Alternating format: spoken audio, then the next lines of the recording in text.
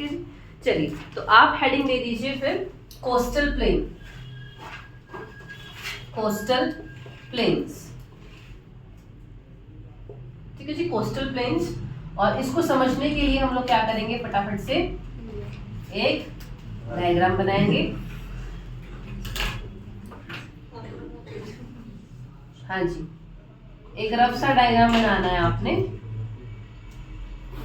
लीजिए, तो ये हमारा इंडिया हुआ और इंडिया में आपको इस तरह से ये देखने के लिए मिलेगा, ठीक है जी। ये क्या हुआ, इसको हम बोलते हैं पेनिनसुलर इंडिया। क्यों आपने इसको पेनिनसुलर इंडिया या प्रायद्वीपीय भारत बोला? बिकॉज पेनिनसुला का मतलब क्या होता है, कोई भी एरिया जो 3 साइड से पानी से घिरा हुआ है। इसके ईस्टर्न साइड पे क्या आएगा यहाँ पे, ठीक है जी, ये है बे ऑफ बंगाल और बंगाल की खाड़ी, मतलब यहाँ पे आ जाएगा, ठीक है जी, अरेबियन सी, और साउथ में है इसके इंडियन ओशन। तो हमारा जो भारत है साउथ साइड से 3 साइड से पानी से घिरा हुआ है, इसीलिए आपने इसको बोल दिया प्रायद्वीप, ठीक है जी। तो ये पेनिनसुलर इंडिया हमारा हो जाएगा। और क्योंकि इसकी जो है वो ईस्ट साइड और वेस्ट साइड कोस्ट, मतलब पानी के साथ है, समुद्र के साथ सीमा बना रही है, तो यहाँ पे आपको कोस्ट मिलेंगे, ठीक है जी। अब इन्हीं कोस्टल फीचर्स के बारे में हमको पढ़ना है कि क्या क्या फीचर्स आएंगे। तो ये ईस्ट साइड है आपकी, तो यहाँ पे हो जाएंगे ईस्टर्न कोस्ट, और ये है वेस्ट साइड, तो यहाँ पे बनेंगे वेस्टर्न कोस्ट आपके, ठीक है। तो इस तरह से हम इसको बनाएंगे। तो आप देखिएगा कुछ इस तरह से हम बना रहे हैं, ठीक है जी। हाँ जी, मैप पे ड्रॉ करना जरूरी है। और ये लीजिए, इसको हम हाईलाइट कर देते हैं। हाँ जी, ये आपने हाईलाइट कर दिया यहाँ पे। ये आ गया आपकी वेस्ट साइड, ठीक है जी। ये आ गई हमारी वेस्ट साइड, इसको आपने बोल दिया यहाँ पे western coast, western coastal plains, western coastal plain. हम प्लेन क्यों लिख रहे हैं कि ऐसा नहीं है, वेस्टर्न कोस्ट आपके बस यहाँ पे 100 मीटर या 200 मीटर तक है। इसकी चौड़ाई आप देखेंगे अभी बहुत एरिया में जो एक कोस्टल रीजन फैला है, तो ये वेस्टर्न कोस्टल प्लेन हो जाएगा। और यहाँ पे देखिए ये वाली साइड आपकी हो जाएगी ईस्टर्न कोस्टल प्लेन्स, ठीक है जी। ये हो जाएगा आपके पास ईस्टर्न कोस्टल प्लेन। और इसी के साथ हम लोग बनाएंगे इस तरह से डॉटेड बना रहे हैं, ये है आपके वेस्टर्न घाट्स। बहुत ज्यादा कंफ्यूजन होता है कि भाई वेस्टर्न घाट और ईस्टर्न घाट्स या वेस्टर्न कोस्ट और ईस्टर्न कोस्ट क्या सेम ही है? ऐसा बिल्कुल भी नहीं है, ठीक है जी, ऐसा बिल्कुल भी नहीं है। तो ये देखिए आप, बिल्कुल वेस्टर्न घाट के अंदर ही डॉटेड हम बना रहे हैं, इसके पैरेलल ही, ठीक है जी, डॉटेड बना रहे हैं बिल्कुल पैरेलल। तो ये जो डॉटेड है ये आएंगे आपके पास वेस्टर्न कोस्ट, वेस्टर्न घाट, सॉरी वेस्टर्न घाट, ठीक है जी, वेस्टर्न घाट ही डॉटेड। और यहाँ पे ही ये ईस्टर्न साइड पे भी आप देखिए हमने डॉटेड लाइंस बना दी है इस तरह से, ये हो जाएंगे आपके ईस्टर्न घाट, ईस्टर्न घाट। तो ईस्टर्न घाट्स अलग है और ईस्टर्न कोस्टल प्लेन्स जो है वो अलग है।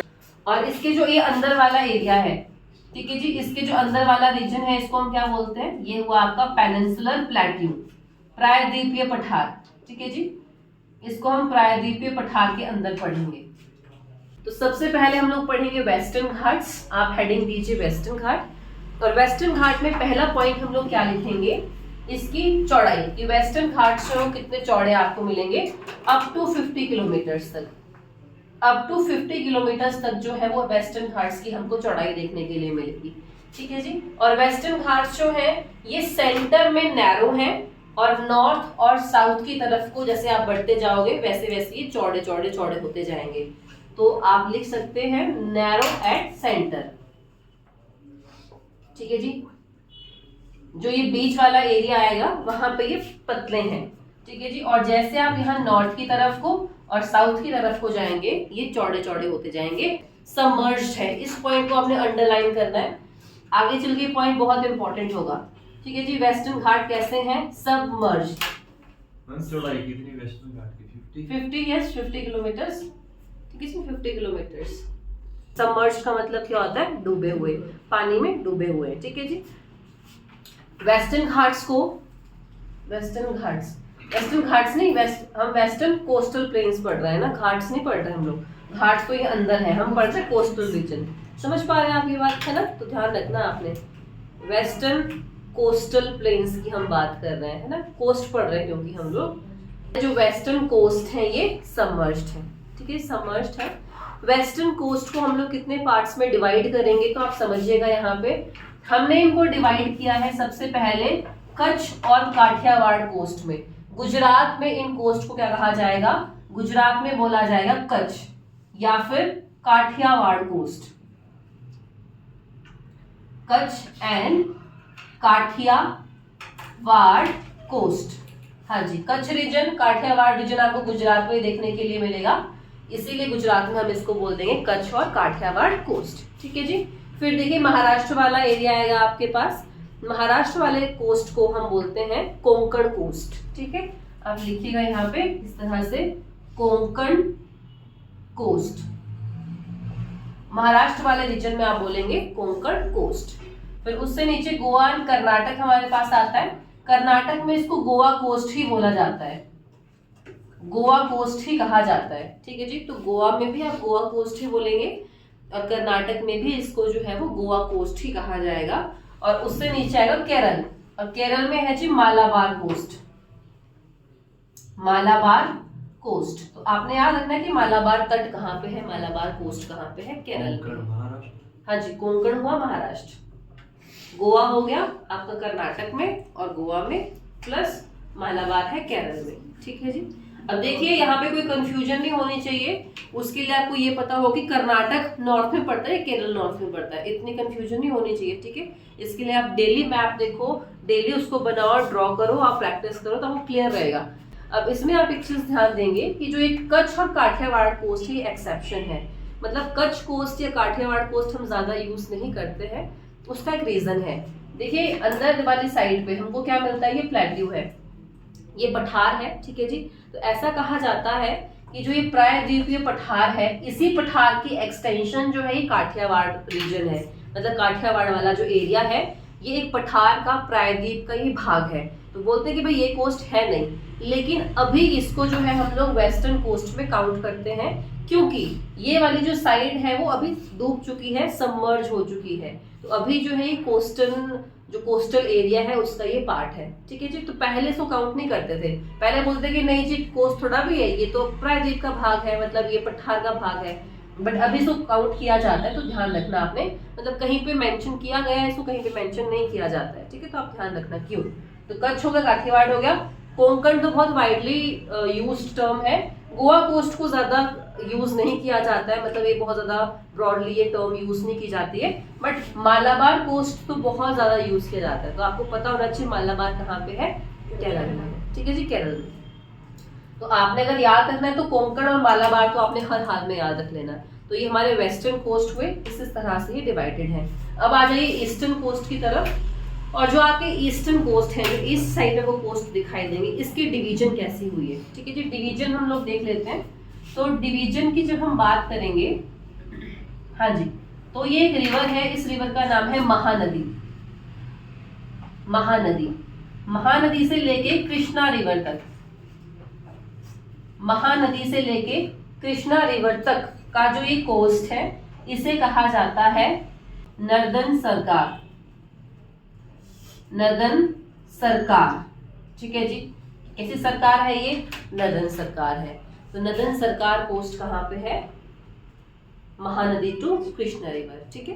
कृष्णा रिवर से जो नीचे वाला एरिया आएगा कावेरी तक, ठीक है जी, कावेरी, कावेरी तक। तो कृष्णा टू कावेरी रिवर, यहाँ पे जो एक कोस्ट आएगा इसको बोलते हैं कोरोमंडल कोस्ट, ठीक है जी, कोरोमंडल, कोरोमंडल कोस्ट। तो ये है जी Coromandel coast from Krishna to Kaveri. तो आपने याद रखना है ईस्टर्न कोस्ट हमारा कितने पार्ट्स में डिवाइडेड है, 2 पार्ट्स में डिवाइडेड है, नर्दन सरकार में और कोरोमंडल कोस्ट में, ठीक है जी, नर्दन सरकार एंड कोरोमंडल कोस्ट।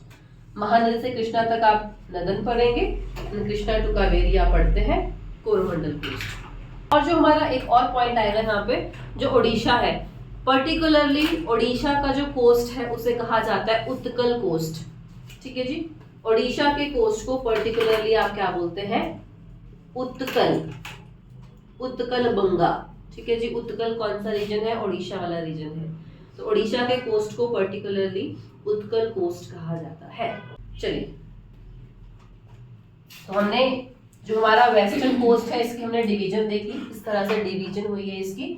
अगला पॉइंट यहाँ पे क्या आएगा, फोर्थ पॉइंट पे आप लिख सकते हैं कि जो वेस्टर्न साइड पे जो ये नदियां आएंगी, जो हम पढ़ेंगे आने वाले टाइम पे, तो वेस्टर्न साइड पे जो भी रिवर्स आ रही हैं इसमें से मैक्सिमम नदियां जो है वो डेल्टा नहीं बनाती हैं। ठीक है जी, मैक्सिमम नदियां डेल्टा नहीं बनाएंगी। ठीक है जी, क्या बनाएंगी वो डेल्टा की जगह पे?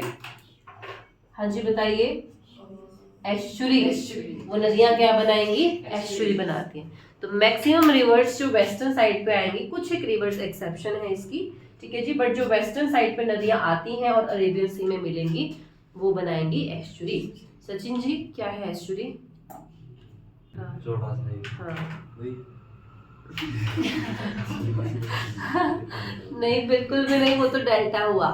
ठीक है जी, ये नदियां आई और नदियां एंड में कहाँ मिलती है? समुद्र में जाके मिल जाती है।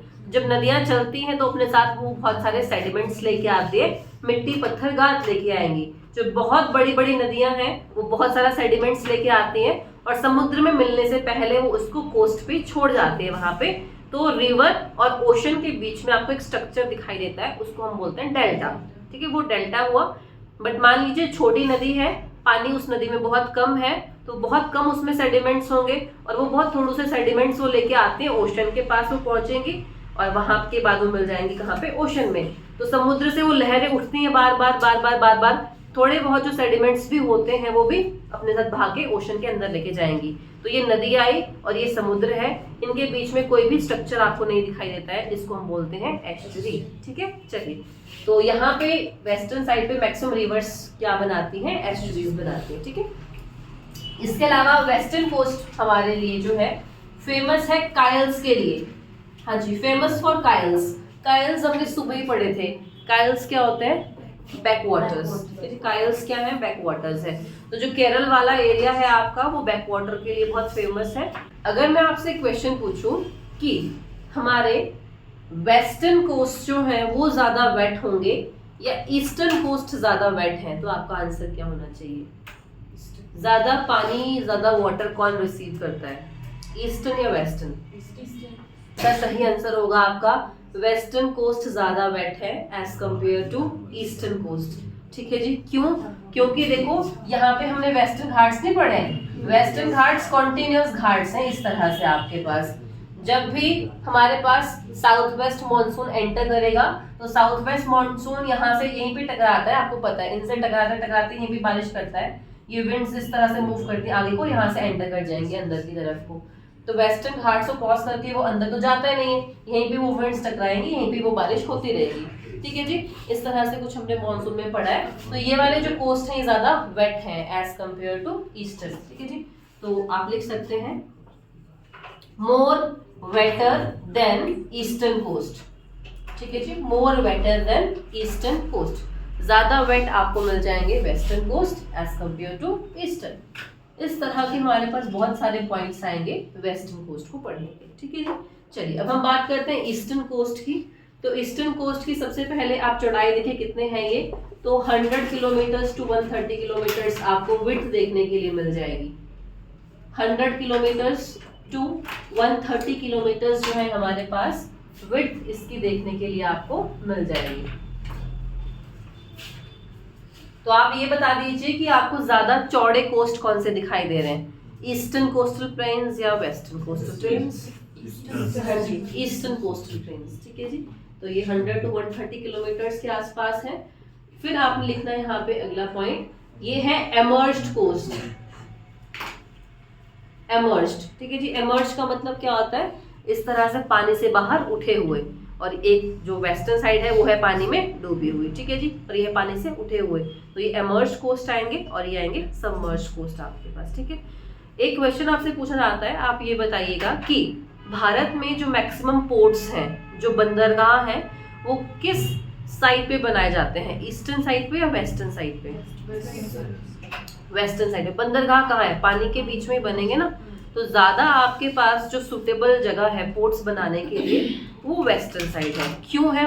आपसे इस तरह से क्वेश्चन पूछते हैं, क्योंकि हमारी जो वेस्टर्न साइड है वो सबमर्ज्ड साइड है और ईस्टर्न साइड इस तरह से उठी हुई साइड। ठीक है, तो आपने ध्यान रखना है। यहाँ पे आप लिख सकते हैं मैक्सिमम पोर्ट्स, ये वाला पॉइंट भी आप ऐड कर सकते हैं कि जो पोर्ट्स वगैरह बनाए जाते हैं मैक्सिमम वो कहाँ पे आपको मिलेंगे, वेस्टर्न साइड पे मिलेंगे। जैसे हम पढ़ेंगे ना, जवाहरलाल नेहरू पोर्ट है, कांदला पोर्ट वगैरह वगैरह, बहुत सारे पोर्ट्स आएंगे। ऐसा नहीं है कि इस साइड बंदरगाह नहीं बनाए गए हैं, बट कम है कंपैरेटिवली, यहाँ पे ज्यादा है ना सुटेबल है ये पोर्ट्स बनाने के लिए। तो ये एमर्ज पोर्ट आपके पास आ जाएगा। इस साइड पे जो है ईस्टर्न साइड में बहुत बड़ी बड़ी नदियां आती हैं और बे ऑफ बंगाल में जाएंगी तो वो क्या बनाती हैं यहाँ पर, डेल्टास। ठीक है जी। तो इस साइड पे ज्यादा क्या बनेंगे आपके पास, डेल्टा। ज्यादा डेल्टा हमको इस साइड पे देखने के लिए मिलेंगे। तो ये हो गया आपके पास ईस्टर्न घाट्स और वेस्ट। चलिए क्लियर। तो आप फटाफट ये बता दो फिर कि आपको ज्यादा वाइड जो है वो कौन से कोस्टल प्लेन्स मिलेंगे, ईस्टर्न। ज्यादा पोर्ट्स कहाँ पे बनाए जाएंगे, वेस्टर्न साइड पे। सबमर्ज साइड कौन सी है आपकी, वेस्टर्न साइड है। ठीक है जी, ठीक है। बस इतनी चीज आप याद रखेंगे फिलहाल। और अब क्या हुआ हमारे पास कि यहाँ पे देखिए इस तरह से आपको कोस्टल प्लेन एंड घाट्स देखने के लिए मिलेंगे। तो मैक्सिमम टाइम जो हम पासेस पढ़ते हैं, जो दर्रे हम पढ़ेंगे, वो कहाँ पढ़ेंगे, पहाड़ों के बीच में। साउथ साइड पे तो अपने पास इतने पहाड़ है नहीं, लेकिन यहाँ पे जो है अपने पास 4 पासेस हैं जो हमको याद रखने हैं, तो हम साथ साथ में पढ़ लेते हैं वो 4 पासेस कहाँ कहाँ पे आएंगे। ठीक है जी। चलिए तो आप देखिएगा 4 पास, क्योंकि पूछ लेते हैं आपसे क्वेश्चन ना। ठीक है जी, 4 पासेस। और उसके लिए हम एक छोटा सा डायग्राम बना लेते हैं, ये पेनिनसुलर साइड का। ठीक है, इस तरह से इतना ही हमको चाहिए। तो यहाँ पे गुजरात वाला एरिया आ जाएगा, ये आ जाएगा महाराष्ट्र आपके पास, और ये है केरल, और यहाँ को है तमिलनाडु। ठीक है, तमिलनाडु हो जाएगा, केरल हो जाएगा, ये महाराष्ट्र। हाँ जी। तो आपने कैसे याद रखना है, 3 प्लेसेस पहले आप याद रखना। पीएम, पीएम मतलब प्राइम मिनिस्टर। ठीक है जी, PMN, PMN। तो महाराष्ट्र में 3 जगहें हैं, PMN। P से क्या हो जाएगा, पुणे, आपने सुना होगा। P से क्या है, पुणे। M से हो जाएंगे मुंबई। ठीक है जी, M से क्या है, मुंबई, और N से हो जाएगा नासिक। ठीक है, हाँ जी, आपकी मर्जी जैसा आप बनाना चाहें।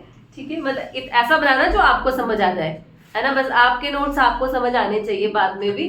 तो ये P से पुणे हो जाएगा, M से महाराष्ट्र हो जाएगा, N से हो जाएगा नासिक। ठीक है जी। अब इनके बीच के हमने पासेस देखने हैं। N से मुंबई, M से मुंबई। ठीक है जी, N से नासिक। तीनों जगहें हमने सुनी भी हैं ये, लेकिन इसकी हमको ना सीक्वेंस पता होना चाहिए। तो PM याद रखना आपने, ऊपर N है।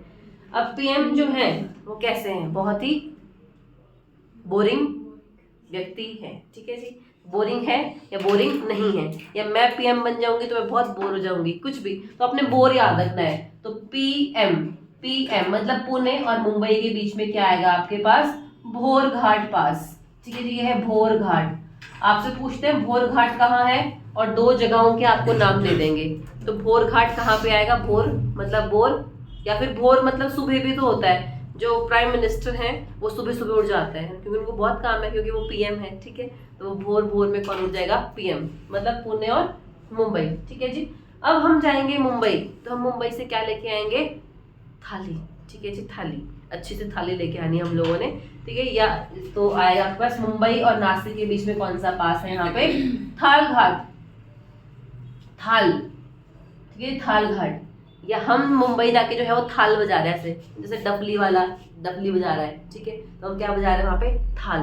तो अपने थाल याद रखना है कि थाल घाट कहाँ पे है, मुंबई और नासिक के बीच में है। ठीक है जी, मुंबई और नासिक। तो ये 2 पासेस हो गए आपके यहाँ पे, एक हुआ बोर घाट और एक हुआ थाल घाट। ठीक है, याद रखना आपने, क्योंकि नाम सेम ही है। अब आएगा आपके पास पाल घाट और सेन घाट। अब पाल घाट कहाँ पे है, हाँ जी, साउथ में आ जाओ आप यहाँ पे। और तमिलनाडु में एक जगह है, इसका नाम है कोयम्बटूर। ठीक है जी, कोयम्बटूर आपने सुना होगा, कोयम्बटूर है तमिलनाडु में। और यहाँ केरल में एक जगह पड़ती है, इसका नाम है पलक्कड़। तो P से ही आपने याद रखना है यहाँ पे पाल घाट। ठीक है, तो इन दोनों के बीच में, ये पलक्कड़ और कोयम्बटूर के बीच में आ जाएगा पाल घाट। पलक्कड़ केरल में, हाँ जी, केरल में है। ठीक है, ये पलक्कड़ केरल में आएगा। तो पी से पलक्कड़, बाकी जगह हमने पी पढ़ा ही नहीं कहीं, तो पी से पलक्कड़ और पालघाट के बीच में याद रखना आपने। लेकिन सवाल ये है कि हमको पलक्कड़ भी याद रहना चाहिए पहले, ठीक है। ऐसे तो याद रहेगा नहीं, तो आप याद रखें कोयम्बटोर से ना, क्वाइम से आपने क्वाइन रखना कि क्वाइम्बटोर, फटाफट क्वाइम्बटोर जाके, ठीक है। तो आप जो है वो क्या करो कि क्वाइन को बटोर लो, फटाफट से क्वाइन को पकड़ लो। तो पकड़ से पलक्कड़ या पकड़, कुछ ऐसा आपको याद रह जाएगा। क्वाइन कैसे क्या करना है आपने, पकड़ने हैं, ठीक है जी। पकड़ने से पालघाट हो जाएगा, ठीक है। पी से पी याद रख लेना आपने। आगे है आपके पास तमिलनाडु में एक जगह है मदुरई, सुना होगा आपने मदुरई। हाँ जी, मदुरई कहाँ पड़ता है, तमिलनाडु में। और केरल में है तिरुवनंतपुरम,